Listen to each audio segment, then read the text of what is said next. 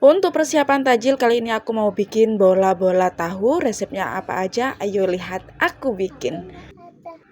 Jadi ini udah aku siapkan ada 5 potong tahu. Ini ukurannya sedang, tidak terlalu besar dan juga tidak terlalu kecil. Langsung aja tinggal aku bejek-bejek sampai teksturnya hancur. Untuk seasoningnya ini aku menggunakan gula pasir, garam, penyedap, baking soda, lada bubuk micin dan juga 1 butir telur ayam.